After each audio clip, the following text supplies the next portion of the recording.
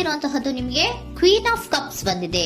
ನಿಮ್ಮ ಲವ್ ಲೈಫಿನ ವಿಚಾರವಾಗಿ ಬಹಳ ಕೇರಿಂಗ್ ಅನ್ನ ಮಾಡ್ತಾ ಇರುವಂತಹದ್ದು, ಅದ್ರ ಬಗ್ಗೆನೇ ನೀವು ಯೋಚನೆಯನ್ನ ಮಾಡ್ತಾ ಇರುವಂತಹದ್ದು, ಒಂದು ಸ್ಟೇಬಲ್ ರಿಲೇಶನ್ಶಿಪ್ ಅನ್ನ ಉಳಿಸ್ಕೋಬೇಕು ಅನ್ನುವಂತಹ ಆಲೋಚನೆಯನ್ನ ಮಾಡ್ತಾ ಇರುವಂತಹದ್ದು ರೆಪ್ರೆಸೆಂಟ್ ಆಗ್ತಾ ಇದೆ. ಪಾಸ್ಟಿನ ಬಗ್ಗೆ ಹೇಳೋದಾದ್ರೆ ಎಲ್ಲವೂ ಚೆನ್ನಾಗಿಯೇ ಇತ್ತು. ಫುಲ್ ಕಾರ್ಡ್ ರೆಪ್ರೆಸೆಂಟ್ ಆಗ್ತಾ ಇದೆ ಅಂದ್ರೆ ಜಾಯ್ಫುಲ್ ಆಗಿತ್ತು, ಚೆನ್ನಾಗೇ ಮಾತಾಡ್ತಾ ಇದ್ರಿ, ಖುಷಿಯಾಗಿದ್ರಿ, ಖುಷಿಯಾಗಿ ಓಡಾಡೋದು ಎಲ್ಲವನ್ನೂ ಕೂಡ ನೀವು ಮಾಡಿರುವಂತಹದ್ದು ರೆಪ್ರೆಸೆಂಟ್ ಆಗ್ತಾ ಇದೆ. ಆದ್ರೆ ನೀವು ಯಾವಾಗ ಸೀರಿಯಸ್ ಆಗಿ ಕಮಿಟ್ಮೆಂಟ್ ಅನ್ನ ಕೇಳೋದಕ್ಕೆ ಶುರು ಮಾಡ್ತಿರೋ, ಅಥವಾ ನೀವ್ ಯಾವಾಗ ಸ್ವಲ್ಪ ಚೇಂಜಸ್ ಗಳನ್ನ ಮಾಡ್ಕೋ ಅಂತ ಹೇಳೋದಕ್ಕೆ ಶುರು ಮಾಡ್ತಿರೋ, ಅಥವಾ ನೀವು ಸ್ಪಷ್ಟವಾಗಿ ನಿಮ್ಮ ಲವ್ ಲೈಫಿನ ವಿಚಾರವಾಗಿ ಹೀಗೆ ಇರಬೇಕು ಅಂತ ಯಾವಾಗ ಒಂದು ಗಡಿಗಳನ್ನ ಹಾಕೋಕೆ ಶುರು ಮಾಡ್ತಿರೋ, ಆಗ ನಿಮ್ಮ ಲವ್ ಲೈಫಿನ ವಿಚಾರದಲ್ಲಿ ಫೀಲಿಂಗ್ಗಳು ಲೆಫ್ಟ್ ಔಟ್ ಆಗುವಂತ ಸಾಧ್ಯತೆಗಳು ಇದ್ದಿರುವಂತಹದ್ದು ನಿಮ್ಮ ಪಾಸ್ಟಿನಲ್ಲಿ ರೆಪ್ರೆಸೆಂಟ್ ಆಗ್ತದೆ.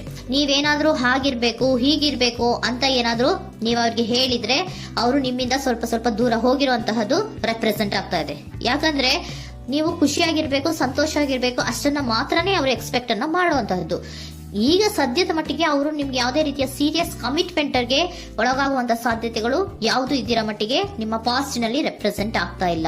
ಈ ಪರ್ಸನ್ ಏನು ಈ 4 ಕಾರ್ಡ್ ಬಂದಿದೆಯೋ, ಈ ಪರ್ಸನ್ ಸೀರಿಯಸ್ ಕಮಿಟ್ಮೆಂಟ್ ಗೆ ಸಿಗುವಂತಹ ಸಾಧ್ಯತೆಗಳು ಇದ್ದಿರೋ ಮಟ್ಟಿಗೆ ನಿಮ್ಮ ಪಾಸ್ಟ್ ನಲ್ಲಿ ಕಾಣಿಸ್ತಾ ಇಲ್ಲ. ಆಗ ಅವರಿಗೆ ಫೀಲಿಂಗ್ ಲೆಫ್ಟ್ ಔಟ್ ಆಗಿರುವಂತಹದ್ದು, ಅವರು ಸ್ವಲ್ಪ ಸ್ವಲ್ಪ ಚೇಂಜ್ ಆಗಿ ನಿಮ್ಮಿಂದ ದೂರ ಹೋಗಿರುವಂತಹದ್ದು ಈ ಕಾರ್ಡಿನಲ್ಲಿ ರೆಪ್ರೆಸೆಂಟ್ ಆಗ್ತಾ ಇದೆ. ಅಟ್ ದ ಪ್ರೆಸೆಂಟ್ ನಲ್ಲಿ ನಿಮಗೆ ಬಂದಿರುವಂತಹ ಕಾರ್ಡ್ ಏನು, ವೀಲ್ ಆಫ್ ಫಾರ್ಚೂನ್. ಬದಲಾವಣೆಯ ಮಾರ್ಗವನ್ನ ನೀವು ಹಿಡಿಬೇಕು, ಅಂದ್ರೆ ಬದಲಾವಣೆ ಆಗ್ಬೇಕು. ನೀವು ಅವರು ಸೀರಿಯಸ್ ಕಮಿಟ್ಮೆಂಟ್ ಅನ್ನ ಕೇಳಿದಾಗ ಅವರು ನಿಮ್ಮಿಂದ ದೂರ ಹೋಗಿದ್ದಾರೆ ಅಂದ್ರೆ ನೀವೇನ್ ಮಾಡ್ಬೇಕು, ಅಟ್ ದ ಪ್ರೆಸೆಂಟ್ ನಲ್ಲಿ ಬದಲಾವಣೆಯ ಮಾರ್ಗವನ್ನ ಹಿಡಿಬೇಕು. ಬದಲಾವಣೆಯ ಮಾರ್ಗವನ್ನ ಮಾಡ್ಕೊಳ್ಳೋಕೆ ಹೋಗ್ತೀರಾ, ಆದ್ರೆ ನಿಮ್ ಕೈಲಿ ಆಗ್ತಾ ಇಲ್ಲ. ಯಾಕಂದ್ರೆ ವೀಲ್ ಆಫ್ ಫಾರ್ಚೂನಿನ ಕ್ಲಾರಿಫಿಕೇಶನ್ ಕಾರ್ಡ್ ಬಂದಿರುವಂತಹದ್ದು ಯಾವುದು, ಡೆವಿಲ್ ಕಾರ್ಡ್ ರೆಪ್ರೆಸೆಂಟ್ ಆಗ್ತಾ ಇದೆ. ಡೆವಿಲ್ ಕಾರ್ಡ್ ಏನನ್ನ ರೆಪ್ರೆಸೆಂಟ್ ಮಾಡುತ್ತೆ, ಅಡಿಕ್ಷನ್ ಅನ್ನ ರೆಪ್ರೆಸೆಂಟ್ ಮಾಡುತ್ತೆ. ಯಾವಾಗ್ಲೂ ಅವರ ಬಗ್ಗೆನೇ ಯೋಚನೆ ಮಾಡ್ತಾ ಇರೋದು, ಅದ್ರ ಬಗ್ಗೆನೇ ಥಿಂಕ್ ಮಾಡ್ತಾ ಇರೋದು. ಸ್ವಲ್ಪ ಬದಲಾವಣೆ ಮಾಡ್ಕೊಳಕ್ ಹೋಗ್ತೀರಾ, ಮತ್ತೆ ಪುನಃ ವಾಪಸ್ ಹಿಂದಕ್ಕೆ ಬರ್ತೀರಾ, ಮತ್ತೆ ಆಲೋಚನೆಯನ್ನ ಮಾಡೋಕೆ ಶುರು ಮಾಡ್ತೀರಾ. ಆ ಕಾರಣವಾಗಿಯೇ ನಿಮ್ಗೆ ನೋವುಗಳು ಆಗ್ತಾ ಇರುವಂತದ್ದು ಅಟ್ ಪ್ರೆಸೆಂಟ್ ನಲ್ಲೂ. ನೀವು ಬದಲಾವಣೆ ಆಗೋಕೆ ಹೋಗ್ತೀರಾ, ಎಲ್ಲಿ ಬದಲಾವಣೆ ಆಗ್ತಾ ಇದ್ದೀರಾ, ಎಲ್ಲಿ ಚೇಂಜಸ್ ಆಗ್ತಾ ಇದ್ದೀರಾ, ನೀವು ಆಗ್ತಾ ಇಲ್ಲ. ಯಾಕೆ ಹೇಳಿ, ನಿಮ್ಮಲ್ಲಿ ಅಡಿಕ್ಷನ್ ಗಳು ರೆಪ್ರೆಸೆಂಟ್ ಆಗ್ತಾ ಇದೆ. ತುಂಬಾ ಅಡಿಕ್ಷನ್ ಇರೋದ್ರಿಂದ, ನಿಮ್ಮ ಲವ್ ಲೈಫ್ ನ ವಿಚಾರವಾಗಿ ನೀವು ತುಂಬಾ ಅಡಿಕ್ಟ್ ಆಗಿರೋದ್ರಿಂದ ನೀವು ಯಾವುದೇ ರೀತಿಯ ಬದಲಾವಣೆಯನ್ನ ನೀವು ಮಾಡ್ಕೋತಿಲ್ಲ. ನಿಮ್ಮ ಲವ್ ಲೈಫ್ ನ ವಿಚಾರವಾಗಿ ನೀವು ಬದಲಾವಣೆಯನ್ನೇ ಮಾಡ್ಕೋತಾ ಇಲ್ಲ. ಅವ್ರು ಕಮಿಟ್ಮೆಂಟ್ ಕೊಟ್ಟಿಲ್ಲ, ಅವ್ರು ಹೋದ್ರು ಅಂದ್ಮೇಲೆ ನೀವು ಮುಂದೆ ಬರಬೇಕು, ನಿಮ್ಮ ಜೀವನದಲ್ಲಿ ನೀವು ಮುಂದೆ ಮುಂದೆ ಬರಬೇಕು. ಸೊ ನೀವು ಮುಂದೆ ಬರಕ್ ಹೋಗ್ತೀರಾ, ಆದ್ರೆ ಅಲ್ಲೇ ಸ್ಟ್ರಕ್ ಆಗ್ತಾ ಇರುವಂತಹದ್ದು ರೆಪ್ರೆಸೆಂಟ್ ಆಗ್ತಾ ಇದೆ. ನೀವ್ ಯಾವಾಗ ಅಡಿಕ್ಷನ್ ಗಳನ್ನ ಜಾಸ್ತಿ ಮಾಡ್ಕೋತಿರೋ, ಅಬ್ಸೆಷನ್ ಆಗತ್ತೆ. ಯಾವಾಗ ನಿಮ್ಮಲ್ಲಿ ಅಬ್ಸೆಷನ್ ಗಳಾಗಕ್ಕೆ ಶುರು ಆಗುತ್ತೋ, ಆಗ ನಿಮ್ಮ ನೋವುಗಳು ಜಾಸ್ತಿ ಆಗುತ್ತೆ. ಕಣ್ಣೀರಿಡೋದು, ನೋವನ್ನ ಪಡೋದು, ಸಂಕಟ ಪಡೋದು, ಪದೇ ಪದೇ ನೆನಪಿಸ್ಕೊಳ್ಳೋದು, ಅಳೋದು, ಆಗದೇ ಇಲ್ವೇನೋ ನನಗೆ ಅನ್ನುವಂತಹ ರೀತಿಯಲ್ಲಿ ಅಟ್ ಪ್ರೆಸೆಂಟ್ ನಲ್ಲಿ ಕೆಲವೊಬ್ರು ಇರುವಂತಹದ್ದು ರೆಪ್ರೆಸೆಂಟ್ ಆಗ್ತಾ ಇದೆ. ನೆಕ್ಸ್ಟ್ ಕಾರ್ಡ್ ಬಂದಿರುವಂತಹದ್ದು ಯಾವುದು, ಕ್ವೀನ್ ಆಫ್ ಪೆಂಟಿಕಲ್ಸ್ ಬಂದಿದೆ. ಸೊ ಕ್ವೀನ್ ಆಫ್ ಪೆಂಟಿಕಲ್ ಏನನ್ನ ರೆಪ್ರೆಸೆಂಟ್ ಮಾಡುತ್ತೆ, ನಿಮ್ಮನ್ನ ನೀವು ಗಮನವನ್ನ ಕೊಡಬೇಕು, ನಿಮ್ಮ ಕಡೆಗೆ ನೀವು ಹೆಚ್ಚು ಗಮನವನ್ನ ಕೊಡಬೇಕು. ಅವ್ರು ನಿಮ್ಗೆ ಸೀರಿಯಸ್ ಕಮಿಟ್ಮೆಂಟ್ ಕೊಡ್ಲಿಲ್ಲ, ಫೀಲಿಂಗ್ ಲೆಫ್ಟ್ ಔಟ್ ಆಯ್ತು, ಅವರು ದೂರ ಆಯ್ತು, ಹೋದ್ರು ಅಲ್ವಾ. ಸೊ ನೀವೇನ್ ಮಾಡ್ಬೇಕು, ನೀವು ನಿಮ್ ಕಡೆಗೆ ಗಮನವನ್ನ ಕೊಡಬೇಕು. ವೀಲ್ ಆಫ್ ಫಾರ್ಚೂನ್ ಅಂದ್ರೆ ಏನು, ನೀವು ಬದಲಾವಣೆಯ ಮಾರ್ಗವನ್ನ ಹಿಡಿಬೇಕು. ಬದಲಾವಣೆಯ ಮಾರ್ಗವನ್ನ ಮಾಡ್ಕೊಳ್ಳೋದಕ್ಕೆ ಹೋದ್ರೂ ಕೂಡ ಮತ್ತೆ ವಾಪಸ್ ಹಿಂದೆ ಬರೋದು, ಮತ್ತೆ ಅಡಿಕ್ಷನ್ ಆಗೋದು, ಮತ್ತೆ ನೆನಪಿಸ್ಕೊಳ್ಳುವಂತಹದ್ದು, ಮತ್ತೆ ನೋವನ್ನ ಪಡುವಂತಹದ್ದು ನಿಮ್ಮಲ್ಲಿ ರೆಪ್ರೆಸೆಂಟ್ ಆಗ್ತಾ ಇದೆ. ನೀವು ಈ ಅಡಿಕ್ಷನ್ ಗಳಿಂದ ನೀವು ಆಚೆ ಬರಬೇಕು ಅಂದ್ರೆ ನಿಮ್ಮನ್ನ ನೀವು ಬ್ಯುಸಿಯಾಗಿ ಇಟ್ಕೋಬೇಕು. ಟೈಮ್ ಇದ್ರೂ ಕೂಡ ಮತ್ತೆ ಪುನಃ ಹಿಂದೆ ಬಂದು ನೀವು ಆಲೋಚನೆ ಮಾಡುವಂತಹ ಸಾಧ್ಯತೆಗಳು ಇದೆ. ಅದಕ್ಕೆ ನೀವು ಅಟ್ ಪ್ರೆಸೆಂಟ್ ನಲ್ಲಿ ನೀವು ಆ ಫೀಲಿಂಗ್ ಇಂದ, ಈ ನೋವಿನಿಂದ ನೀವು ಆಚೆ ಬರ್ಬೇಕಂದ್ರೆ ನೀವೇನ್ ಮಾಡ್ಬೇಕು, ಸ್ವಲ್ಪ ಏನಾದ್ರೂ ಬ್ಯುಸಿ ಆಗ್ಬೇಕು, ಕೆಲಸಗಳನ್ನ ಮಾಡೋದಕ್ಕೆ ಶುರು ಮಾಡ್ಬೇಕು. ನಿಮಗೆ ಗೊತ್ತಿರುವಂತಹ ಯಾವ ಕೆಲಸವಾದ್ರೂ ಸರಿ, ನೀವು ಸ್ವಲ್ಪ ಬ್ಯುಸಿ ಆಗಿರೋದಕ್ಕೆ ಪ್ರಯತ್ನವನ್ನ ಮಾಡ್ತಾ ಇರುವಂತಹದ್ದು, ಮಾಡುವಂತಹದ್ದು ರೆಪ್ರೆಸೆಂಟ್ ಆಗ್ತಾ ಇದೆ. ಕೆಲವೊಬ್ರು ಮಾಡ್ತಾ ಇದ್ದೀರಾ, ಕೆಲವೊಬ್ರು ಮಾಡುವ ಕಡೆಗೆ ಆಲೋಚನೆಯನ್ನ ಮಾಡ್ತಾ ಇರುವಂತಹದ್ದು ಅಟ್ ಪ್ರೆಸೆಂಟ್ ನಲ್ಲಿ ರೆಪ್ರೆಸೆಂಟ್ ಆಗ್ತಾ ಇದೆ.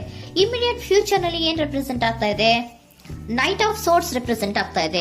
ನೀವು ಕ್ವಿಕ್ ಥಿಂಕಿಂಗ್ ಅನ್ನ ಮಾಡಿ ಏನೋ ಒಂದು ಆಕ್ಷನ್ ಅನ್ನ ತಗೋಬೇಕು ಅನ್ನೋದ ಆಲೋಚನೆಯನ್ನ ಮಾಡ್ತೀರಾ, ಬಹಳ ಫೋಕಸ್ ಅನ್ನ ಮಾಡ್ತೀರಾ ಒಂದು ವಿಚಾರವಾಗಿ, ಕ್ವಿಕ್ ಥಿಂಕಿಂಗ್ ಅನ್ನ ಮಾಡ್ಬೇಕು ಅಂತ. ಮತ್ತೆ ಪುನಃ ಏನ್ ಮಾಡ್ತೀರಾ, ನಿಮ್ಮ ಮುಂದೆ 2 ಆಪ್ಷನ್ಗಳು ಬಂದ್ಬಿಡುತ್ತೆ. ಯಾವ್ದು ಮಾಡ್ಲಿ, ಹೇಗ್ ಮಾಡ್ಲಿ, ಏನ್ ನನ್ನ ಕೈಲಿ ಆಗ್ತಾ ಇಲ್ವಲ್ಲ ಮರೆಯೋದಕ್ಕೆ, ಮುಂದೆ ಹೋಗೋಣ ಅಂತೀನಿ, ಮತ್ತೆ ಏನಿದು ಕನ್ಫ್ಯೂಷನ್ ಅಂತ, ಮತ್ತೆ ಕನ್ಫ್ಯೂಷನ್ ಅಲ್ಲಿ ಇರುವಂತಹದ್ದು ಇಮಿಡಿಯೇಟ್ ಫ್ಯೂಚರ್ ನಲ್ಲಿ ರೆಪ್ರೆಸೆಂಟ್ ಆಗ್ತಾ ಇದೆ. ನೀವೇನ್ ಮಾಡ್ಬೇಕು, ಈ 2 ಆಯ್ಕೆಗಳಲ್ಲಿ ನಿಮಗೆ ಯಾವ ಆಯ್ಕೆ ಬೇಕು ಅನ್ನೋದನ್ನ ಫಸ್ಟ್ ಆಲೋಚನೆಯನ್ನ ಮಾಡಿ ನಂತರ ನಿರ್ಧಾರವನ್ನ ಮಾಡಬೇಕಾಗುತ್ತೆ. ಡಿಟರ್ಮಿನೇಷನ್ ಅಂಡ್ ಡೈರೆಕ್ಷನ್, ನಿರ್ಣಯವನ್ನ ಮಾಡಿ ಅದೇ ದಾರಿಯಲ್ಲಿ ನೀವು ಮುಂದೆ ಹೋಗ್ಬೇಕು ಈ ಆಲೋಚನೆಯನ್ನ ಮಾಡಬೇಕು. ಆ ರೀತಿಯ ಆಲೋಚನೆಯನ್ನ ಮಾಡಿದ್ರೆ ಇನ್ ನಿಯರ್ ಫ್ಯೂಚರಿನಲ್ಲಿ ನೀವು ಆ ರೀತಿ ಆಲೋಚನೆಯನ್ನ ಮಾಡಿದ್ರೆ ನಿಮ್ಮಲ್ಲಿ ಒಂದು ಪಾಸಿಟಿವ್ ಚೇಂಜಸ್ ಗಳಾಗುತ್ತೆ. ಸ್ಟಾರ್ ರೆಪ್ರೆಸೆಂಟ್ ಆಗ್ತಾ ಇದೆ, ಕೆಲವೊಂದು ರೀತಿಯ ಪಾಸಿಟಿವ್ ಚೇಂಜಸ್ ಗಳು ಆಗತ್ತೆ. ನಿಮ್ಗೆ ಏಂಜಲ್ ಗೈಡೆನ್ಸ್ ಏನ್ ಕೊಡ್ತಾರೆ ಅನ್ನೋದನ್ನ ನೋಡೋಣ. ನಾಟ್ ದ ರೈಟ್ ಟೈಮ್, ಇದು ಕರೆಕ್ಟ್ ಆಗಿರುವಂತಹ ಟೈಮ್ ಅಲ್ಲ. The situation will improve, situation ಅನ್ನೋದು ಇಂಪ್ರೂವ್ ಆಗುತ್ತೆ ಯಾವಾಗ, ಇಫ್ ಯು ಬಿಲೀವ್, ನೀವು ನಂಬಿಕೆ ಇಟ್ಟಾಗ ಮಾತ್ರ ಸಿಚುಯೇಷನ್ ಅನ್ನೋದು ಇಂಪ್ರೂವ್ ಆಗುವಂತಹದ್ದು. ಏನೀಗ ಬೇಜಾರಿನಿಂದ ಇದ್ದೀರಲ್ಲ, ಈ ನೋವು ಯಾವಾಗ್ಲೂ ಶಾಶ್ವತವಾಗಿ ಇರುವಂತಹದ್ದು ಅಲ್ಲ. ನಾಟ್ ದ ರೈಟ್ ಟೈಮ್, ಇದು ಕರೆಕ್ಟ್ ಆಗಿರುವಂತಹ ಸಮಯ ಅಲ್ಲ, ಸ್ವಲ್ಪ ವೇಟ್ ಮಾಡು, ನೀವು ಚೇಂಜಸ್ ಮಾಡ್ಕೊಳ್ಳೋ ಕಡೆಗೆ ಹೆಚ್ಚು ಗಮನವನ್ನ ಕೊಡು, ಅಲ್ಲಿ ಚೇಂಜಸ್ ಆಗತ್ತೆ ಅನ್ನೋದನ್ನ ಏಂಜಲ್ ಗೈಡೆನ್ಸ್ ನಿಮ್ಗೆ ಕೊಡ್ತಾ ಇದ್ದಾರೆ. Surrender your full power.